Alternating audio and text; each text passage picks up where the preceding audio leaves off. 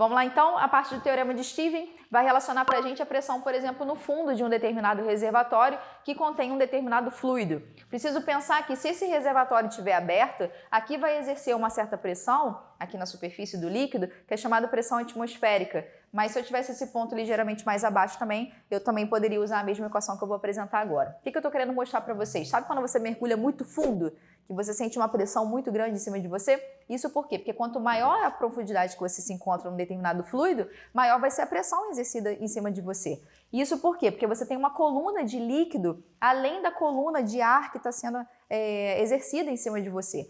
Então, essa pressão total, no fundo, vai ser a pressão mais acima, nesse caso aqui eu estou considerando a pressão atmosférica, mais uma parcela de pressão hidrostática. O que é essa parcela da pressão hidrostática? É a pressão exercida apenas pelo fluido. E como é que você faz para calcular isso? Você vai usar DGH. Muito cuidado que esse D aqui não é um D qualquer não, tá bom? É a densidade. Mas é a densidade de quem? Do fluido. Não é a densidade do corpo, não depende da sua densidade. Depende da densidade do fluido que está sendo colocado ali em questão, tá bom? Essa densidade, gravidade e altura, muito cuidado que tem que usar no sistema internacional, tá bom? Gravidade em metros por segundo ao quadrado.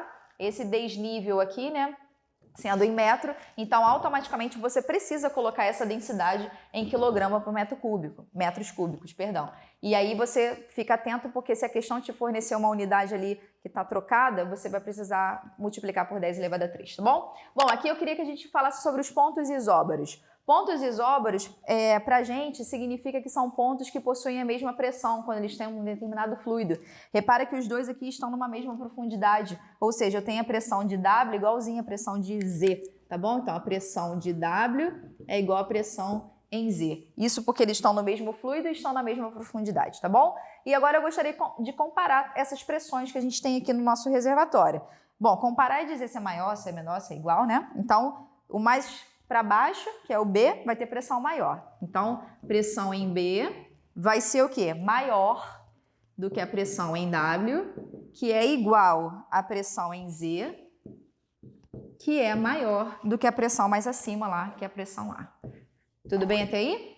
Bom, excelente, né? Eu tenho com certeza que você está sabendo tudo agora sobre hidrostática, tá bom? A gente tem um exemplo para poder resolver, que a gente tem um determinado líquido aqui dentro, que é a água. Esse líquido tem uma certa profundidade ali em questão do ponto B, que vale 10 metros. E aí eu tenho a aceleração da gravidade olhando 10 metros por segundo quadrado, eu quero saber exatamente qual é a pressão ali no fundo, tá bom? Então a gente vai usar o Stevens. Então vai ser PB é igual a PA mais DGH.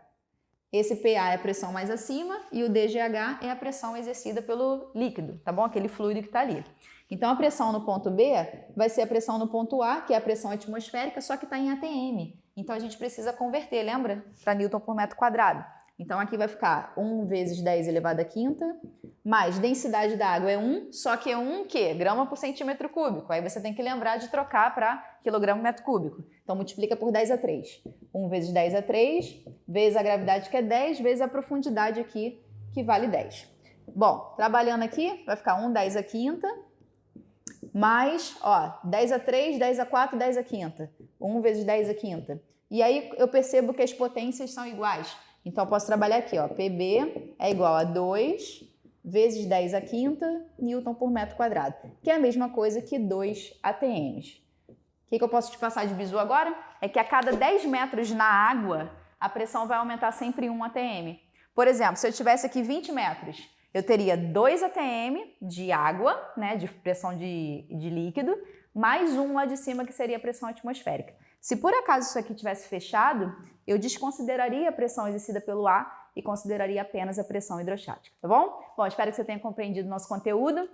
Lembrando, inscreva-se no nosso canal, assistam os vídeos, recomendem aos seus amigos também, tá bom? E lembre, né? Ouse!